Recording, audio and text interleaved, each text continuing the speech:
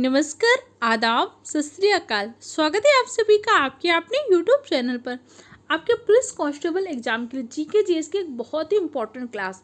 इसमें आपके क्या कर रही हूँ मैं, पुलिस कांस्टेबल एसएससी जीडी या अभी जो भी एग्जाम हुए उनमें प्रीवियस ईयर में कैसे क्वेश्चन पूछे गए, उस टॉपिक से कैसे क्वेश्चन पूछे जा सकते हैं, या करंट में कोई टॉपिक चल रहा है तो उससे जुड़ा स्टैटिक जीके कैसे क्वेश्चन पूछा है, उन सारे क्वेश्चन को डिस्कस कर रहे हैं। उससे जुड़ा सारा इंपॉर्टेंट पॉइंट एक बार में एक क्लास में डिस्कस कर लेते हैं।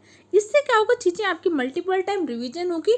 एग्जाम टाइम तक आप हर चीज़ 2 से 3 बार रिवीजन कर पाएंगे, जिससे एग्जाम में सारे क्वेश्चन आपको बहुत ही इजी लगेंगे। तो क्लास आप सबके लिए बहुत ही हेल्पफुल रहेगी। अपनी क्लास को स्टार्ट करते हैं एक मोटिवेशनल कोट के साथ। मंजिल मिले ना मिले ये तो मुकद्दर की बात है, पर हम कोशिश ना करें ये तो गलत बात है। हो सकता है आपके पास पुलिस का एग्जाम आपका लीक हुआ था, आपको एक आइडिया लगा कैसे क्वेश्चन पूछे जाते हैं, आपको फिर वही मेहनत करनी, वही जिद जुनून पागलपन के साथ मेहनत करनी है। जो आपके पड़ोसी दोस्त रिश्तेदार कहते हैं ना कि तुमसे ना हो पाएगा, अब तो तुम नहीं कर पाओगे, उनको ही कर कर दिखाना है और अपने कंधों पर सितारे सजाने, हर हाल में मेहनत करनी है। तो चलिए अपनी क्लास को स्टार्ट करते हैं।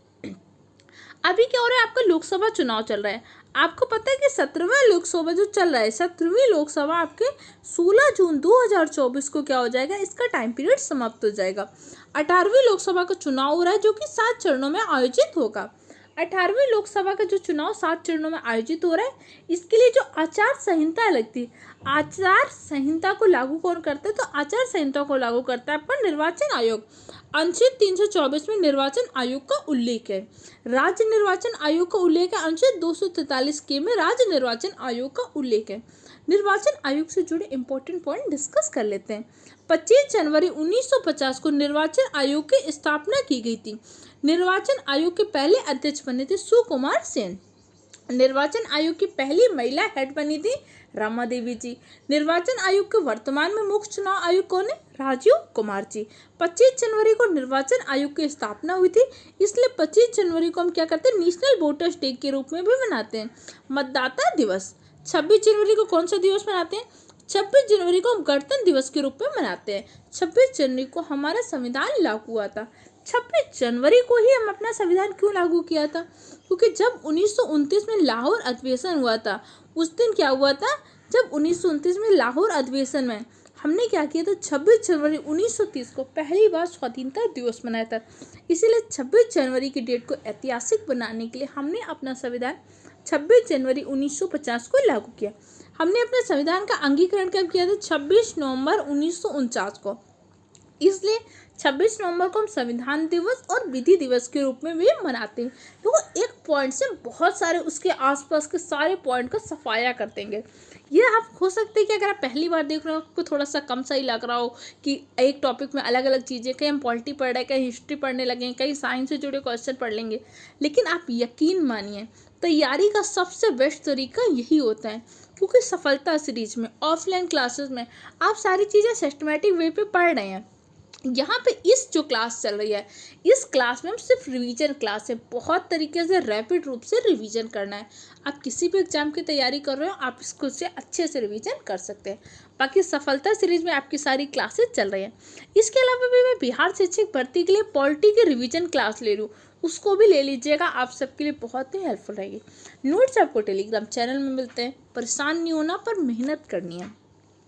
अभी आपको पता है कि जो लोकसभा चुनाव होते हैं, इस टाइम पे हमारे यहाँ पे 6 राष्ट्रीय पार्टी है। राष्ट्रीय पार्टी का दर्जा भी कौन देता है, भारत निर्वाचन आयोग देता है। और राष्ट्रीय पार्टी से दर्जा छीनता भी कौन है, निर्वाचन आयोग।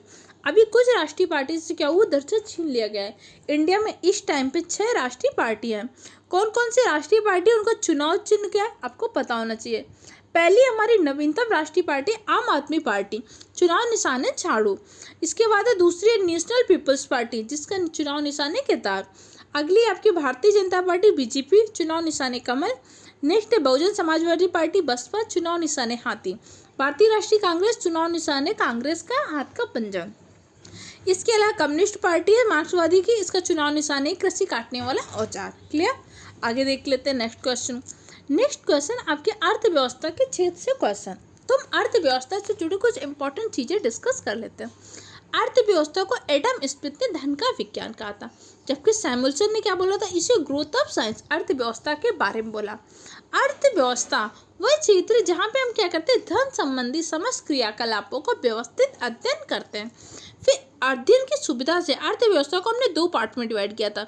एक आपकी माइक्रो इकोनॉमिक्स होती है, एक आपके मैक्रो इकोनॉमिक्स होती है। माइक्रो इकोनॉमिक्स का मतलब होता है व्यष्टि अर्थशास्त्र, मैक्रो को समष्टि अर्थशास्त्र। अगर आपको छोटी सूक्ष्म इकाइयों का अध्ययन करना है, छोटी सूक्ष्म इकाइयाँ क्या होती है, जैसे प्रति व्यक्ति आय का अध्ययन करना है, उत्पादन उपभोक्ता के बारे में अध्ययन करना है, तो माइक्रो इकोनॉमिक्स के अंतर्गत अध्ययन करते हैं। अगर आपको राष्ट्रीय आय का, जीडीपी का, जीएनपी का, व्यापक चीज़ों का अध्ययन करना है तो मैक्रो इकोनॉमिक्स के अंतर्गत करते हैं। फिर हमने क्या किया, अर्थव्यवस्था के प्रकार पढ़े थे, अलग अलग प्रकार पढ़े थे। भाई दूसरे देश के साथ संबंध के आधार पर हमारी अर्थव्यवस्था 2 प्रकार की होती है। एक होती है हमारी खुली अर्थव्यवस्था, एक होती है हमारी बंद अर्थव्यवस्था। खुली अर्थव्यवस्था से तात्पर्य उस अर्थव्यवस्था से होते हैं जहाँ पे आयात और निर्यात दोनों हो रहा हो। बंद अर्थव्यवस्था जहाँ पे आयात व निर्यात ना हो रहा। अगला होता है स्वामित्व के आधार पर अर्थव्यवस्था। स्वामित्व के आधार पर हमारी अर्थव्यवस्था 3 प्रकार की होती है। एक होती है पूंजीवादी, एक होती है समाजवादी, एक मिश्रित। पूंजीवादी अर्थव्यवस्था के जनक कौन है? पूंजीवादी अर्थव्यवस्था के जनक है आपकी एडम स्मिथ।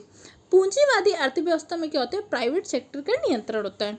समाजवादी अर्थव्यवस्था, समाजवादी अर्थव्यवस्था के जनक है कार्ल मार्क्स। समाजवादी अर्थव्यवस्था में क्या होता है, पब्लिक सेक्टर का नियंत्रण होता है।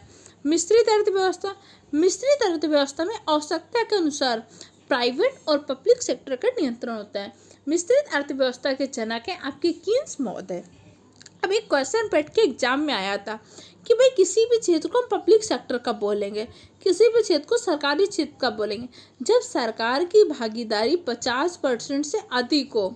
अगर सरकार की भागीदारी 50% से अधिक है तो उस क्षेत्र को हम क्या बोलेंगे, पब्लिक सेक्टर। जैसे अभी हमारे इंडिया में क्या है, 12 पब्लिक सेक्टर के बैंक हैं। बहुत सारी बैंकों का अभी विलय हुआ था ना, जो हम इकोनॉमिक्स की क्लास में डिस्कस भी करेंगे। तो हमारे इंडिया में क्या है, 12 पब्लिक सेक्टर की बैंक है। सबसे बड़ी प्राइवेट बैंक कौन सी है, एचडीएफसी। एचडीएफसी सबसे बड़ी प्राइवेट बैंक है। अब आपने पूछा कि एफडीएफसी मैंने क्यों बताया, क्योंकि अभी एचडीएफसी बैंक ने ही लक्षद्वीप में अपनी शाखा खोली है। तो एचडीएफसी ऐसी पहली बैंक है, पहली प्राइवेट बैंक बन गई है जिसने लक्षद्वीप में अपनी शाखा खोली है।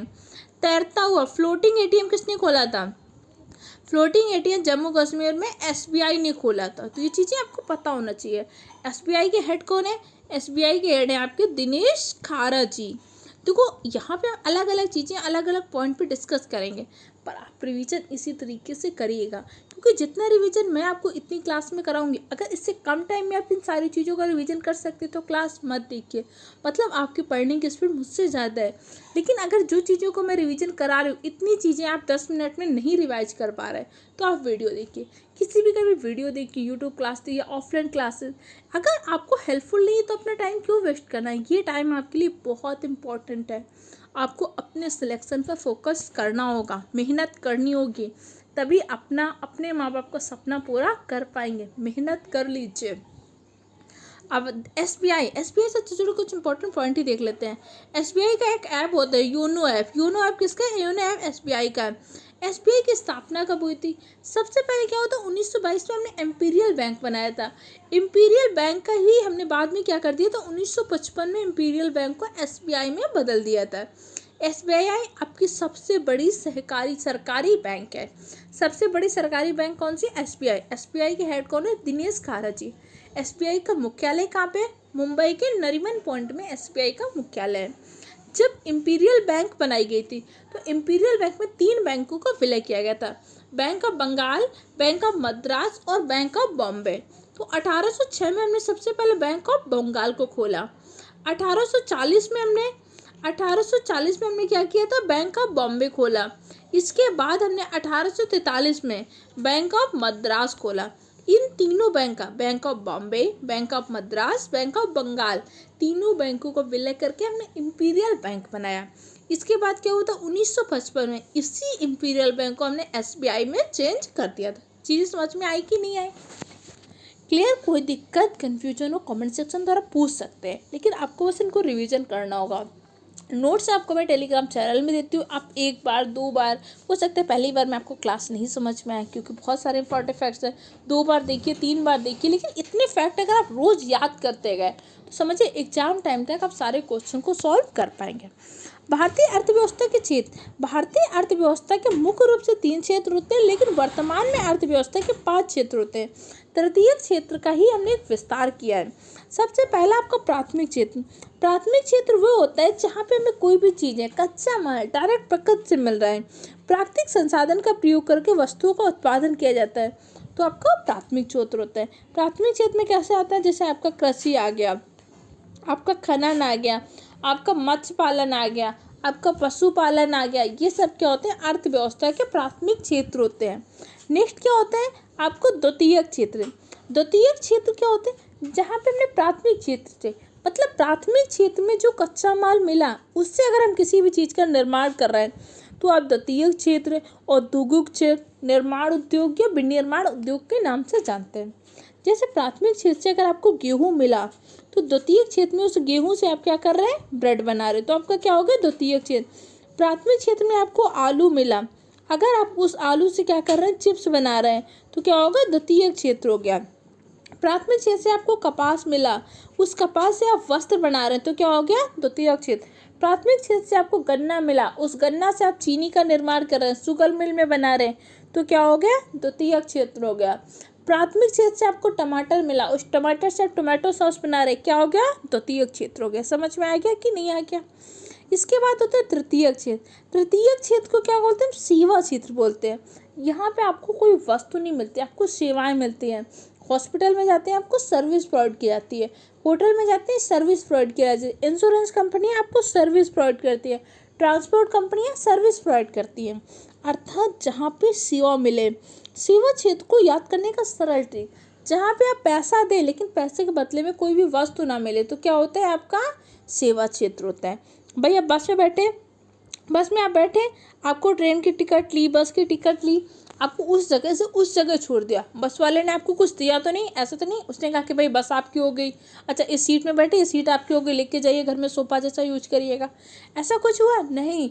उसने आपको क्या किया, सर्विस प्रोवाइड किया, उसने आपको सुविधा प्रदान करी। तो ये क्या होते हैं, अर्थव्यवस्था के क्षेत्र होते हैं। समझ में आया।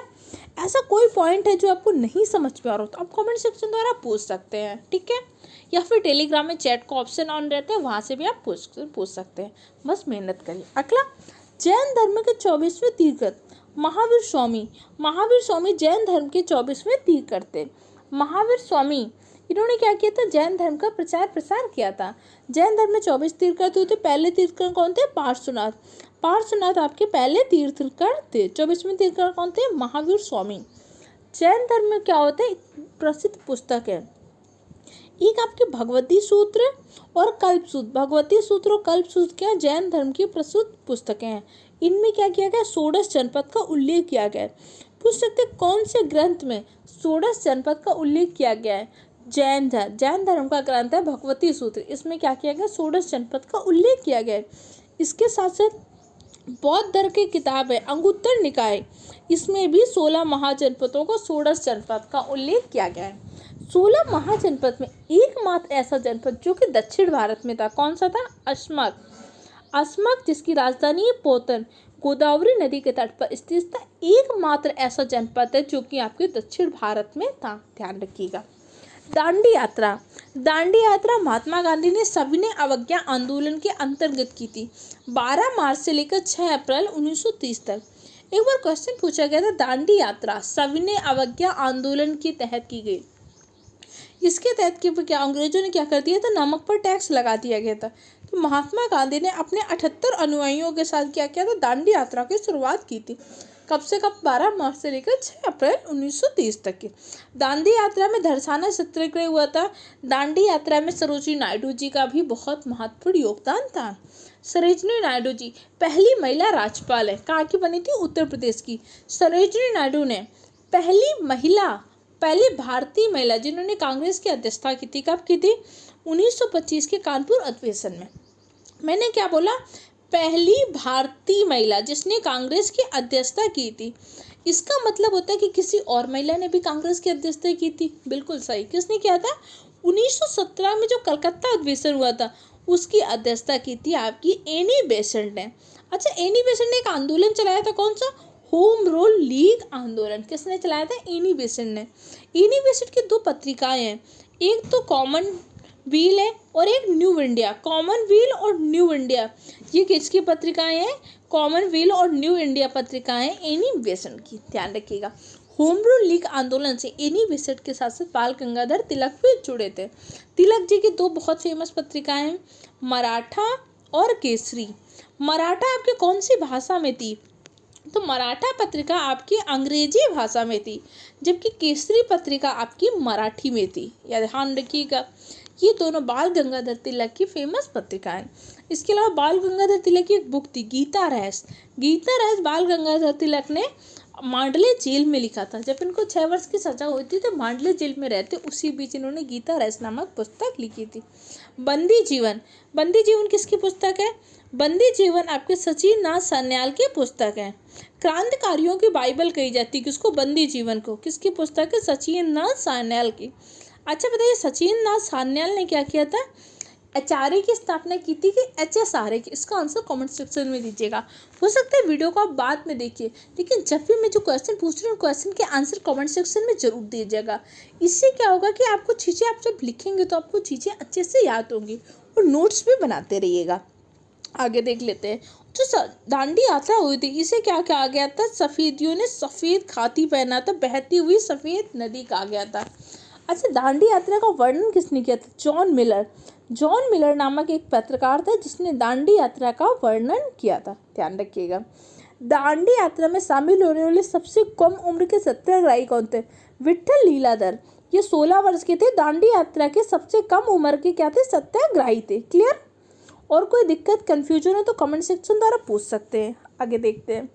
कुछ हमारे स्मारक हैं, इनसे जुड़े क्वेश्चन आपके एग्जाम में अक्सर पूछ लेता है। जैसे आगरा का किला का निर्माण किसने करवाया था? आगरा शहर का निर्माण किसने करवाया था? इसको जल्दी से शॉर्ट में देख लेते हैं। आगरा किले का निर्माण कराया था अकबर ने, जो कि उत्तर प्रदेश में है। आगरा शहर को सिकंदर लोदी ने बसवाया था। आराम बाग का निर्माण किसने कराया था? बाबर ने करवाया था। आराम बाग में बाबर का क्या हुआ है? कब्र भी बनी हुई है। बाबर को पहले आराम बाग में दफनाया गया था, लेकिन बाद में बाबर को क्या किया गया था? काबुल लेके जाया गया था। बाबर ने मुगल साम्राज्य की स्थापना की थी। अकबर का मकबरा सिकंदरा में जहांगीर ने निर्माण करवाया था। इत्मा-उद-दौला का अकबरा में, जिसका निर्माण किसने कराया था? नूर शाह ने कराया था। जामा मस्जिद का निर्माण शाहजहां ने करवाया था अकबर में। ये सारे वीडियो कैसा लगा इसका फीडबैक कमेंट सेक्शन द्वारा दीजिएगा। आज का क्वेश्चन, जिसके क्वेश्चन का आंसर आपको देना है, आपको लोकसभा के बारे में और भारतीय निर्वाचन आयोग के बारे में पूरी डिटेल इन्फॉर्मेशन लिखनी है। वीडियो कैसा लगा फीडबैक जरूर दीजिएगा। स्पीड कैसी है या कोई भी दिक्कत है, कोई नोट्स चाहिए, कोई और दिक्कत है, कमेंट सेक्शन द्वारा पूछ सकते हैं। पढ़ते रहिए, मेहनत करिए, अपने माँ बाप का सपना पूरा करिए। जल्दी मिलते हैं।